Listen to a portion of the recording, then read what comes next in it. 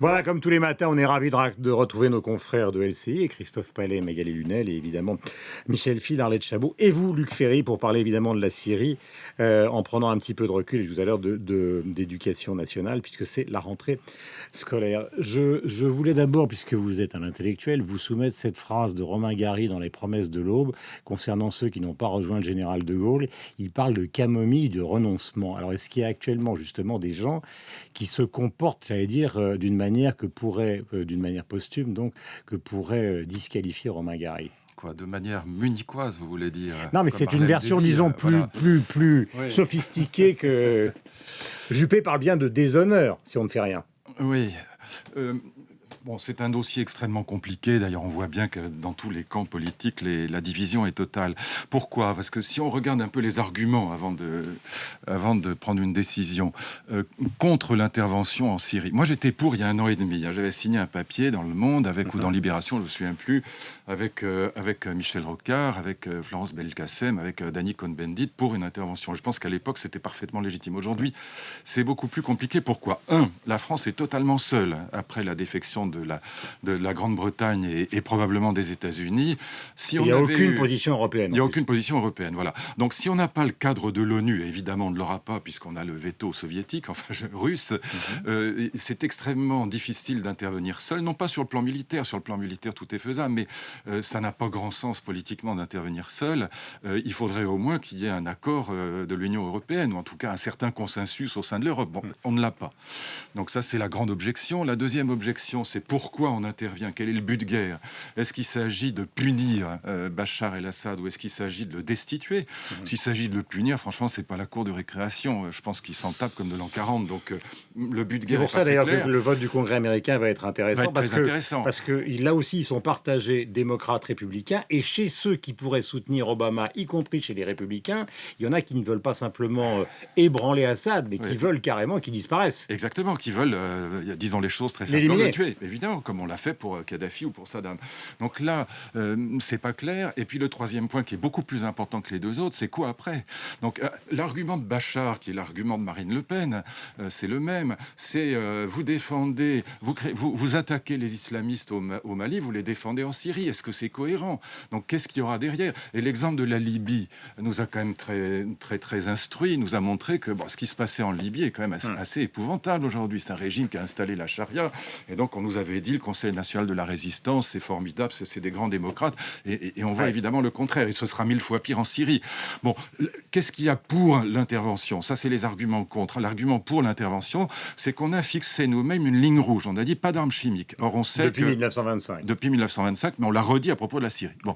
Or, là, si on n'intervient pas et si vraiment on a la preuve qu'il y a eu des armes chimiques utilisées contre des civils, contre des populations civiles, alors dans ce cas-là, après avoir dit qu'on allait intervenir, c'est ce que dit Hubert Védrine, c'est la pire chose à faire, c'est de ne rien faire maintenant. C'est la position d'Alain Juppé qui est tout à fait... Qui est la même que celle de Védrine d'ailleurs. Oui, mais qui est décalée par rapport à une partie de l'UMP, puisque par exemple Pierre Lelouch dit il faut surtout rien faire, ça va enflammer la région. Juppé lui a dit hier, c'est clair, c'est compliqué de faire quelque chose, mais ne rien faire. C'est pour ça que je vous citais tout à l'heure. Gary, c'est le déshonneur. Juppé comme Védrine sont des gens responsables. C'est pas, ils font plus de la politique aérie. Bon, évidemment, l'UMP profite, c'est normal. J'allais dire, c'est de bonne guerre. La formule est malheureuse, mais l'UMP profite du fait que Hollande est dans la nasse, parce que Hollande, il s'est fait avoir par les Américains et par les Anglais. Il avait raison sur le fond, mais il n'a pas vu que Obama allait lui faire un croche-pied aussi incroyable. Enfin, tous les spécialistes des États-Unis sont scotchés par la décision d'Obama. Bon, voilà. Et la question, personne ne l'avait prévu. Oui, voilà. Justement. Donc il s'est fait. Pourquoi? Pardon? Pourquoi Obama, dans le discours de samedi, a dit on va taper? Il faut faire évoluer la situation. Puis tout d'un coup, dans la fin du discours, il dit mais il y aura le congrès le 9 septembre. Ce que disent les spécialistes des États-Unis, moi je ne suis pas un grand spécialiste des États-Unis, mais c'est que pour d'autres raisons et pour d'autres interventions militaires, il a besoin du congrès, qui ne veut pas se fâcher avec le congrès. Il y a si jamais Israël intervient en Iran, si jamais il doit lui intervenir en Iran, il aura besoin du congrès. Et donc, ce que disent les spécialistes du congrès américain, c'est que Barack Obama ne veut pas obérer la possibilité d'avoir le soutien du congrès sur une intervention vraiment vraiment très importante, alors que celle en Syrie, de toute façon, ne lui paraît pas très importante, parce que le but de guerre est le même que celui de François Hollande. En vérité, c'est de punir Bachar, de dire, voilà, on a dit qu'il y avait une ligne rouge, donc on fait quelques frappes, mais ça n'est pas de le destituer. Et pourquoi pas le destituer? Parce qu'en vérité, ce qui n'était pas le cas il y a 1 an et demi, on a une vraie guerre civile. Maintenant, les islamistes, Al-Qaïda, etc., sont vraiment très bien implantés dans cette guerre civile. Et on sait aujourd'hui que si on fait sauter le bouchon Bachar el-Assad, ce qu'on a derrière, c'est un régime islamiste dur. C'est ça. Et on a vu en Égypte... contestent beaucoup d'opposants qu'on a reçus et qui considèrent que les islamistes évidemment, sont... Non, mais évidemment qu'ils le contestent. Non, mais je parle d'opposants qui sont, disons, partisans de la démocratie, qui ne sont pas des islamistes. Mais évidemment, si j'étais à leur place, je dirais la même chose. Je dirais, mais non, c'est pas leur intérêt.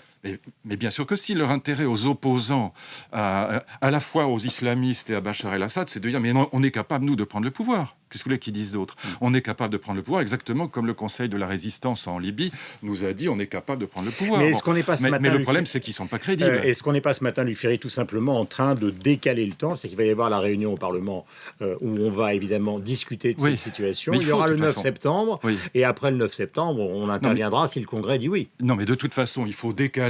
Alors, bon, cette affaire de vote est ridicule. Bon, le Parlement n'a pas à voter sur ces sujets-là. C'est pas. Et d'ailleurs, quand on a quand on a modifié la Constitution dans la commission Balladur, j'en étais membre, on a discuté de cette question, est-ce que le Parlement doit voter ou pas? Et la réponse est évidemment non, parce que pour des raisons de tactique militaire, on peut pas. Il faut que le président de la République puisse décider. Il écoute le Parlement, mais il n'y a pas de vote qui va le lier. D'ailleurs, on voit bien que Cameron en Angleterre, en Grande-Bretagne, ça l'a considérablement plombé. Donc, qu'on consulte le Parlement, qu'on informe le Parlement, qu'on reçoive les chefs de partis politiques, c'est absolument normal et totalement nécessaire.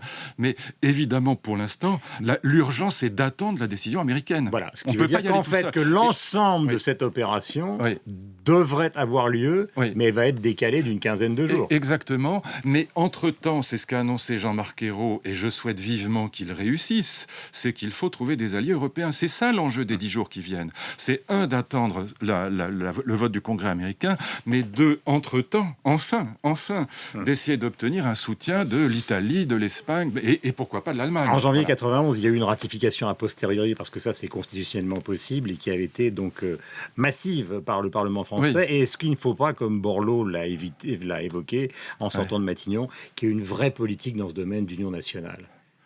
Oui, mais bon, en même Parce que là, temps, ça fait quand même désordre ce qui se passe. Mais évidemment, mais en même temps, vous voyez bien, je parle pas des extrêmes, je parle pas de Mélenchon et de Marine Le Pen qui ont toujours été, oui, d'accord, mais qui ont toujours été, dont la position n'est pas la mienne, mais est cohérente en ce sens qu'ils ont toujours été hostiles à la guerre. Et bon, Marine Le Pen a toujours une formule formidable. Dans ce cas-là, elle dit il n'est pas capable de faire régner, en parlant de Hollande, la paix et la sécurité à Marseille. Il veut bombarder Damas. Bon, donc tout ça, très bien, laissons de côté. Mais le problème, c'est que l'opposition, c'est toujours comme ça que ça se passe. L'opposition qui est aujourd'hui l'UMP, elle ne peut pas s'empêcher de profiter du fait qu'elle voit le malheureux Hollande dans la nasse parce que il s'est fait avoir, je peux pas dire les choses autrement, par Cameron et par Obama. Et donc, alors qu'au départ, il avait évidemment, me semble-t-il, tout à fait raison. Et il avait l'assurance de la part de Cameron et Obama, et surtout Obama qui d'un seul coup retire le tapis. Et ça, personne ne l'avait prévu. Il n'y a pas un spécialiste des États-Unis qui comprend ce que Obama est en train de faire. De toute façon, sauf après coup. Dans la presse américaine, on l'a raconté ici sur Radio Classique, Michel Field l'a raconté aussi sur l'antenne de LCI, ils ont été les premiers surpris. Ça s'est fait au dernier moment, cette décision. En discutant dans le jardin. Je crois qu'il y a un élément qui est important, il ne faut jamais oublier que dans ce contexte-là, Obama a été prix Nobel de la paix et que finalement, il y a un rapport narcissique à lui-même qui fait qu'il ne veut pas partir dans une bataille pareille sans avoir probablement toutes les garanties démocratiques qui justifieraient que ce qu'il fait n'est pas tout à fait anormal.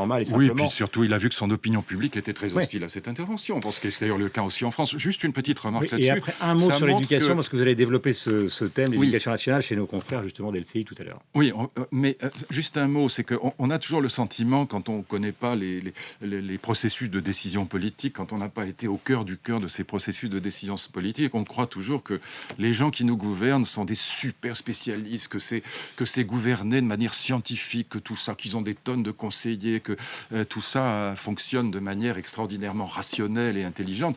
Pas du tout. En vérité, Obama, dans son jardin, dans le parc, en se promenant, il prend une décision exactement inverse à celle qu'il avait prise la veille, parce que, clac, comme ça, comme, je sais pas, Sarkozy décide d'annoncer la suppression de la pub à la télé un quart d'heure avant une conférence de presse, parce qu'Alain Minc lui a téléphoné. C'est très intéressant de voir comment se prennent les décisions. Quelquefois, ça se prend comme ça, oui. Un quart d'heure avant et sans réflexion. Là, vraiment, tous ces chefs d'État ont péché par précipitation, quand même. Éducation, je disais que vous allez le développer tout à l'heure. Alors, il y a évidemment énormément de sujets. Il y a les rythmes scolaires, il y a Vincent Peillon lui-même, il y a cette rentrée qui est toujours un stress pour nos enfants, car ça les concerne, pour les professeurs. Mais moi, je voudrais traiter qu'un seul sujet, qui est celui de la performance de l'éducation nationale hors grandes écoles. Finalement, quand on compare tout ça dans les classements internationaux, comment se fait-il qu'on soit toujours à la ramasse? Je parle par exemple du classement de Shanghai qui met l'université Pierre et Marie Curie, si ma mémoire est bonne, en 35e position, Harvard premier, alors qu'on a un corps enseignant massif, des mathématiciens extraordinaires. Qu'est-ce qui cloche? Et un corps enseignant de très très haut niveau, parce que notre système de recrutement par l'agrégation est le système qui mécaniquement, je veux dire, recrute les enseignants de très très loin, du plus haut niveau sur le plan international. Il y a toujours deux interprétations. La première, c'est celle que donnent pratiquement tous les observateurs, les journalistes précipitent à dire, voilà, l'explication, c'est que le système scolaire est mauvais. Bon, à mon avis, c'est pas du tout la bonne explication. La bonne explication... Qu'est-ce qui cloche, justement? Mais qu'est-ce qui cloche? C'est les familles. C'est ça le fond du problème. C'est qu'en vérité, pour que l'enseignement fonctionne, il faut que l'éducation l'ait précédé. Si vous envoyez à l'école, j'ai parlé très simplement comme dans les familles pour le coup, des enfants qui sont atrocement mal élevés, eh bien l'enseignement ne prend pas l'éducation qui concerne les parents, les enfants au sein de la sphère privée qui est la famille, ne doit pas être confondue avec l'enseignement qui concerne les professeurs, les élèves, pas les enfants, les élèves, dans un cadre public qu'est le lycée. On retombe dans les thèses de Bourdieu, à savoir que plus les familles sont bourgeoises et éduquées, plus les enfants sont performants. Mais justement, et donc, il n'y a aucune transgression sociale possible. C'est exactement... pas presque le contraire, mais quasiment, de la thèse de Bourdieu, c'est qu'en vérité, plus vous êtes dans des milieux bourgeois, libéraux, deuxième gauche, bobo, et plus vous avez des enfants qui sont mal élevés. C'est ça le fond du problème. Et donc, nos enfants arrivent à l'école très mal élevés, tous les professeurs le savent, et du coup, l'enseignement ne prend pas. Si je vous mets dans un collège de banlieue un peu délicat, vous ressortez en tutu dans le quart d'heure. C'est ça le problème de fond. Donc, c'est les familles qui vont pas, ce sont les enfants qui ne vont pas. Et beaucoup plus que nos programmes scolaires qui sont pas si mauvais que ça, et nos profs qui sont plutôt très bons. Luc Ferry, donc sur l'antenne de Radio Classique ce matin. On va évidemment retrouver tout à l'heure Philippe Tesson et Bruno Roger-Petit. On vous retrouvera sur l'antenne de LCI pour expliquer... D'abord sur celle de Radio Classique vendredi et sur celle de LCI pour expliquer le détail et la modification des rythmes scolaires. Et ce que vous pensez de Vincent Peillon et de cette rentrée ce matin. Merci beaucoup, Luc. Merci à vous.